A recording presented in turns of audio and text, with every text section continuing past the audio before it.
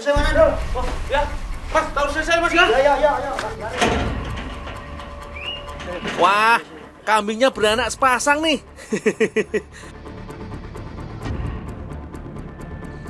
Anak kambing ini harus segera dibersihkan dari cairan yang masih menempel di seluruh badan, terutama di kepalanya. Bila perlu, mengeceknya hingga ke dalam mulut anak kambing. Hal ini bertujuan untuk memudahkan pernafasan anak kambing.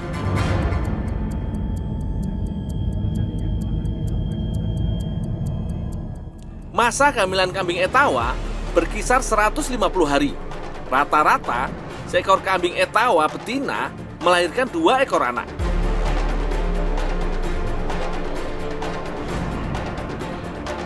Sejak hari pertama lahir hingga usianya mencapai 4 bulan, anak kambing hanya boleh diberi susu. Setelahnya, anak kambing mulai diperkenalkan dengan makanan kambing dewasa, yaitu comboran dan hijauan.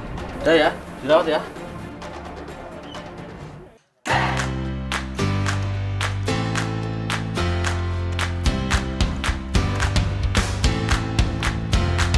Salah satu hijauan yang paling disukai kambing Etawa, ya ini, rumput gajah. Rumput gajah punya kandungan nutrisi yang lengkap dan cukup untuk memenuhi kebutuhan gizi ternak, seperti sapi atau kambing.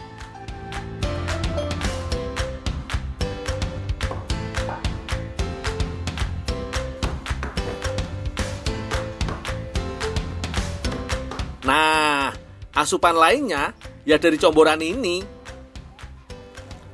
Pakan wajib ini merupakan campuran dari bungkil atau ampas tahu, kacang hijau, dedak gandum, serta air dengan perbandingan komposisi masing-masing 1 bagian.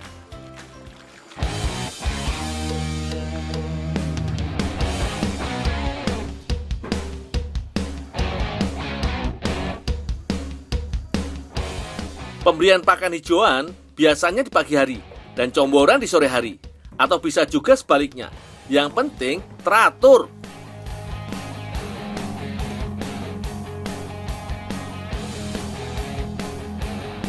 Selain makanan, kebersihan juga faktor penting yang perlu diperhatikan dalam perawatan kambing Etawa.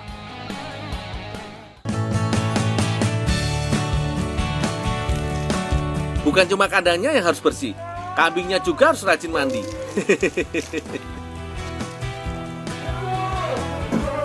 Rutinitas ini biasanya dilakukan pagi hari usai pemberian pakan. Tempat mandinya sengaja diletakkan di tengah area kandang supaya kambing dapat berjemur langsung di bawah sinar matahari. Jadi nggak kedinginan setelah dimandikan.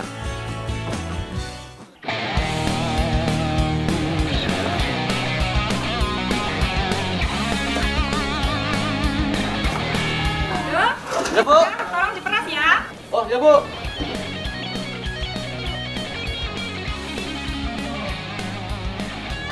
Ingat yo, tangan dan tempat tetap harus dijaga kebersihannya ya.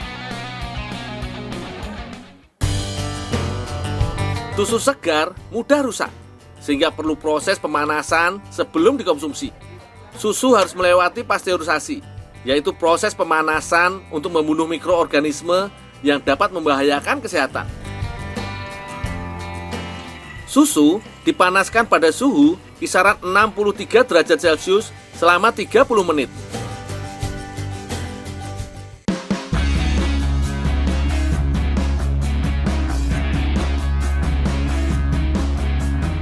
Selanjutnya, susu dikemas dan disimpan dalam suhu dingin.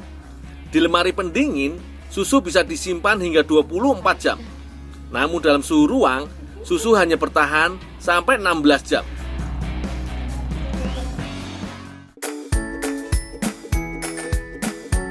Nah, ternyata ibu-ibu PKK Desa Kujang, Kecamatan Ngancar, Kediri ini kreatif loh. Susu tidak hanya dikemas dalam botol, tapi juga diberi rasa.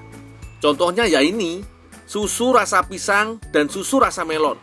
Buahnya di blender, lalu diambil sarinya dengan cara disaring.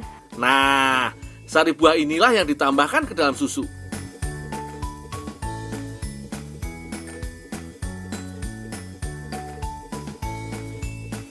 Siap, Bu. Makasih ya. Ya. Dari hasil penelitian, Gizi susu kambing Etawa mendekati komposisi sempurna ASI. Mengkonsumsi susu kambing Etawa juga membuat tulang lebih padat dan kuat. Dan ternyata, selain untuk menjaga kesehatan dan stamina, digunakan juga sebagai terapi pada penderita asma, TBC, dan infeksi paru-paru. Susu ini juga bisa mengobati alergi pada kulit. Bu, ini Bu, susu kambingnya udah perah, Bu. Oh iya, taruh sini aja ya, Dok. Nih, susu buat kamu. Ini buat saya, Bu? Iya. Susu kambing? Iya. Ya, makasih ya, Bu ya. Iya, sama-sama. Wah, lumayan nih. Aku dapat sebaskom susu kambing. Kata Mbak Pitaloka, susunya bisa dimanfaatkan untuk membuat risoles. Mbak, ini susu kambingnya, Mbak. Oh iya, makasih ya, Dul. Ini tolong ditumisin ya. Ini bumbunya. Wah, risoles pakai susu. Kayak apa rasanya, yo? Ternyata susunya untuk campuran adonan risoles. Setelah terigu, sedikit tapioka, minyak sayur dan telur diadon sampai rata. Barulah susunya ditambahkan. Nah, yang sedang kumasak ini isian risolesnya. Bumbunya sederhana saja. Ada bawang putih, lada, dan garam yang ditumis. Selanjutnya, aneka sayuran ditambahkan dalam tumisan bumbu tadi.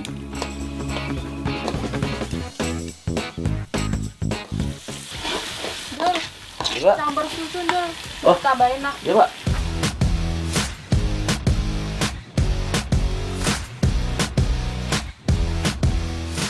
Wah, mantep nih.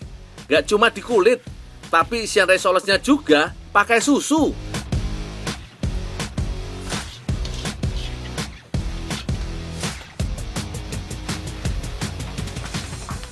Mbak, ini Pak isiannya, Pak. Makasih ya, Dul. Oh, ya, Pak.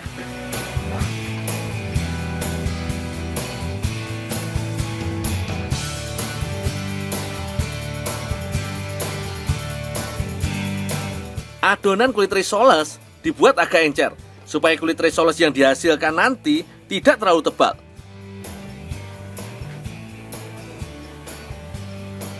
Sebelum digunakan, wajan harus selalu dioles mentega dahulu supaya tidak lengket.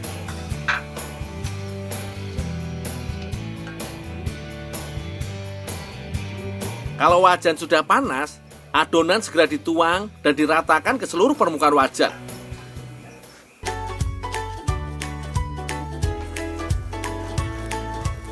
Kalau bagian tengahnya sudah memadat dan tepinya mudah terlepas dari wajan, tandanya kulit risoles sudah matang.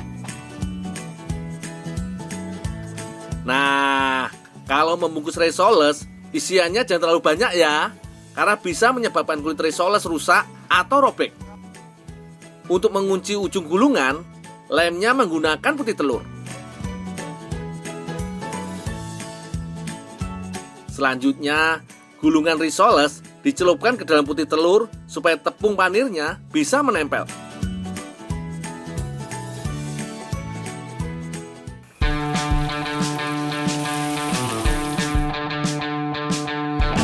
Risoles digoreng dengan api sedang saja ya. Jangan khawatir, karena isian risoles sudah dimasak terlebih dahulu. Jadi, penggorengan ini hanya mematangkan bagian kulitnya saja.